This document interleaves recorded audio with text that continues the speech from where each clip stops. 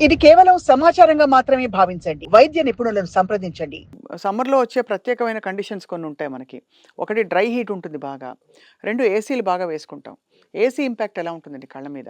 Actually dryness cause చేస్తది madam. ఎందుకంటే AC గాలిలోని మాయిశ్చర్‌ని కొంచెం తీసేస్తది. మీరు చూసారంటే ఏసీ వెనక నుంచి వాటర్ కంటిన్యూయస్‌గా బయట పోతూ ఉంటది. అవును. సో, అండ్ సమ్మర్ యాక్చువల్లీ కొంత డ్రైగా ఆ ఉంటది. వాటర్ ఎక్కడి నుంచి పోతోంది? ఎక్కడి నుంచి అంటే ఐ వస్తుందది? Think it's a process of that whole compressor ఎలా వర్క్ చేస్తదో అండ్ సైమల్టేనియస్‌లీ రూమ్‌లో కొంత మాయిశ్చర్ కూడా తగ్గిస్తది అనైతే నాకు రైట్.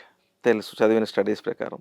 సో, ఎస్పెషల్లీ ఏసీ ఇప్పుడు ఐటీ ఎంప్లాయీస్ లైక్ రోజంతా కూడా వాళ్ళు ఎయిర్ కండిషన్‌లో వర్క్ చేస్తూ ఉంటారు. అండ్ లైట్స్ డిమ్‌గా ఉంటాయి. సో, వాళ్ళకి డ్రై అయిపోయే అవకాశం చాలా ఎక్కువుంటది సమ్మర్‌లో. అండ్ ఎక్కువ కూలింగ్ లేకుండా బయట వేడి కన్నా కొంచెం తక్కువగా ఒక మోడరేట్ టెంపరేచర్‌లో మెయింటైన్ చేయటం చాలా ఇంపార్టెంట్. ఇంపార్టెంట్. ఏసీ వేసుకున్నప్పుడు. ఏసీ వేసుకున్నప్పుడు కూడా బాగా కూలింగ్‌లా ఎక్కువసేపు కంటిన్యూయస్‌గా లో టెంపరేచర్‌లో ఉన్నప్పుడు ఒకటి డ్రై అయిపోతూ ఉంటది. 2 గాలిలో మాయిశ్చర్ కూడా తక్కువ ఉండటం వల్ల దాని ఇంపాక్ట్ ఇంకా ఎక్కువుంటది. చాలా సార్లు ఈ ఐస్ డ్రై అయిపోయి అది మంట కాదు ఒక విధమైన డిస్కంఫర్ట్ అయితే ఉంటుంది. కళ్ళలో ఏదో కలకున్నట్టు. సో, మరి దానికి డ్రాప్స్ వేసుకుంటే తగ్గిపోతుందండి? Drops temporary solution madam. అంటే డ్రై ఐలో డ్రై ఐ బేసిక్‌గా డ్రై ఐ ఒక సింప్టమ్ లాగా ఉండటం వేరు. డ్రై ఐ డిసీజ్ వేరు. డిసీజ్ వేరే కొన్ని బాడీలో ఉన్న వేరే ప్రాబ్లమ్స్ వల్ల వస్తూ ఉంటది. నర్వస్ సిస్టమ్ నుంచి వచ్చేదది? ఉంటది.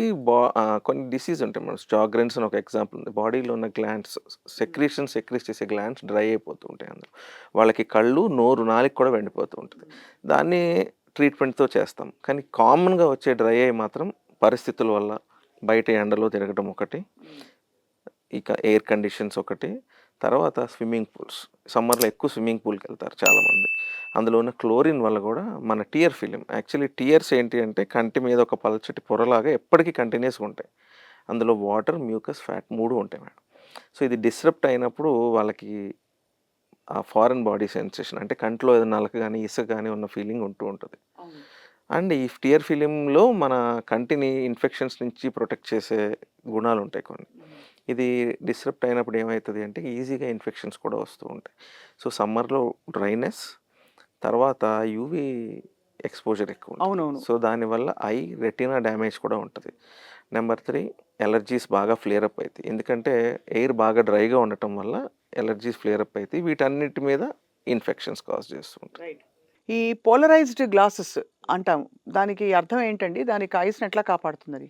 మేడం ఎప్పుడైనా లైట్ దాని న్యాచురల్ స్టేట్‌లో ఒక వేవ్ లాగా ఉంటది ఇట్లా. కానీ ఎప్పుడైతే అదొక hard surface like tar road especially మన సిటీస్‌లో ఏంటంటే వీఆర్ ఆల్ కాంక్రీట్ జంగిల్ కదా! ఎప్పుడైతే ఆ సన్ నుంచి గాని అలా వచ్చిన లైట్ ఆ హార్డ్ సర్ఫేస్‌ని టచ్ అయితదో ఒక స్ట్రెయిట్ వేవ్ లాగా అయ్యి దాని స్ట్రెంత్ పెరుగుతది. సో, మనం రోడ్ మీద వెళ్తూ ఉంటే అలా వచ్చిన లైట్ దాన్ని తగిలాక దాని స్ట్రెంత్ పెరిగి అది పోలరైజ్డ్ లైట్ అంటాం. సో, దాని నుంచి కాపాడటానికి పోలరైజ్డ్ గ్లాసెస్ పెట్టుకుంటే ఎఫెక్ట్ బావుంటది. అంటే లేకపోతే కళ్ళకి డ్యామేజ్ అవుతుందా? డ్యామేజ్ అవుతది మేడం. ఎందుకు అంటే యాక్చువల్లీ రెటీనా మీద ఒక రోజులో అయిపోద్దని కాదు గానీ ఓవర్ ఇయర్స్ మనకు బాగా తెలుస్తది. Always sun glasses, UV protection, polarised.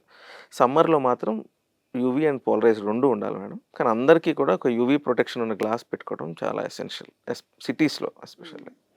ఈ కళ్ళకి రోజు దైనందిన చర్యల్లో అది అందరూ మీలాంటి డాక్టర్స్ దానంతట అది బావుంటుంది. ఏం చేయక్కర్లేదని చెప్తారు. బట్ ప్రత్యేకంగా ఏమన్నా ఐ రొటేషన్స్, మసాజులు లేకపోతే ఈ జెల్స్ ఉన్నాయండి. ఫేస్ ఐ ప్యాక్స్ అని పెట్టుకుంటూ ఉంటాం. అవన్నీ మంచివంటారా? మేడం బేసిక్‌గా ఈ కీరా పెట్టుకుంటారు చూసారా? That is a good sign. అది కొంచెం చల్లగా ఉంచుతది. బట్ యాక్చువల్లీ కంటి మీద చలి కన్నా కూడా మైల్డ్ వార్మ్‌కి ఎక్కువ ఇంపార్టెన్స్ ఉంది.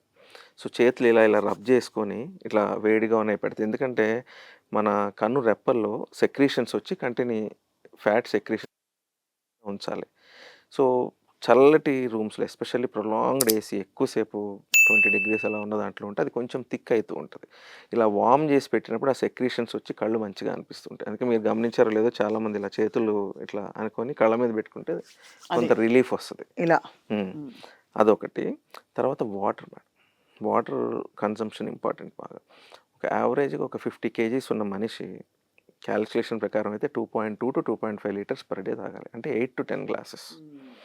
అండ్ బాగా డ్రైగా ఉన్న టైంలో ఒక పించ్ ఆఫ్ సాల్ట్. ఒక వాటర్ బాటిల్ ఒక పించ్ ఆఫ్ సాల్ట్. ఎందుకంటే వాటర్ తీసుకున్న అబ్జార్ప్షన్ కూడా బాగుండాలి.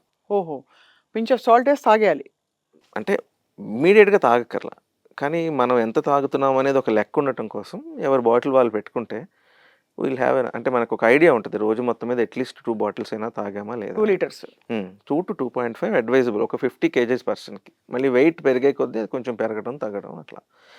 సో, సమ్మర్‌లో ఎక్కువ చెమట పట్టేవాళ్ళు ఇంకొంచెం ఎక్కువ.